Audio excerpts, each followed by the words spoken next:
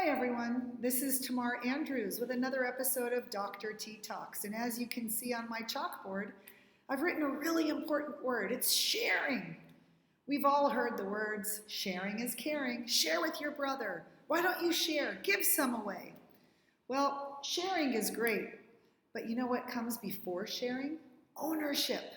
It's important that we teach children proper and appropriate ownership before we try to teach them sharing. Why? Because anytime I tell you to share something, and you might really love it and want to hold on to it, the only way you're going to share it is if you already own it. If you don't own it first, it's not yours to share. So let's talk a little bit about ownership.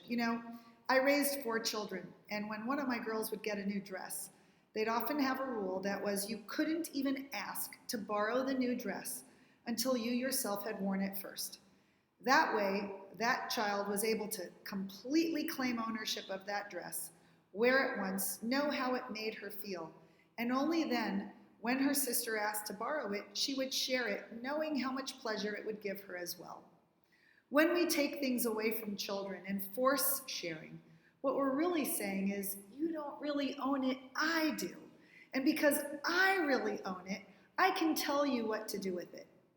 Sometimes we'll ask children, even if they know they own something, to share, and we get upset, almost feeling guilty like we didn't train them the right way if they're not willing to share. How many times have you asked, why don't you want to share? Is there a reason why? Sometimes we even ask children or force them to share so much that they grow up to be adults, losers that they are, giving everything away. Never really rightfully or enjoyingly own anything they have, feeling that they have to give it all away when somebody asks. We know those people. Are they you? Always saying yes, but really not wanting to give away everything they have, including time, money, or space.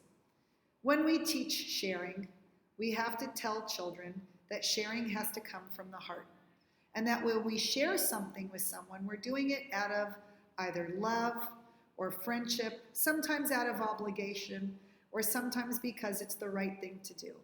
We also have to teach our children that sometimes it's okay to say no, and that when we own things and we don't want to part with them, that it's okay as well to say, I'd love to share something with you, but not this. Let's find something else.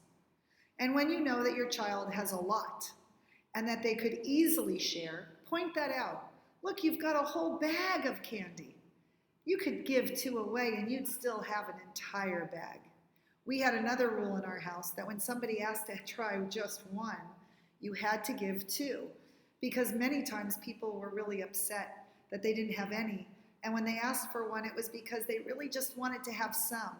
But by offering 2, you're going an extra step. You're actually showing that I like you enough to not just give you what you asked for, but to give you a little more. So again, remember, sharing has to start from a place of actual ownership, and then sharing has to be done from the heart, and when it is, oh, what a world it could be. This is Dr. T. I'll see you next time.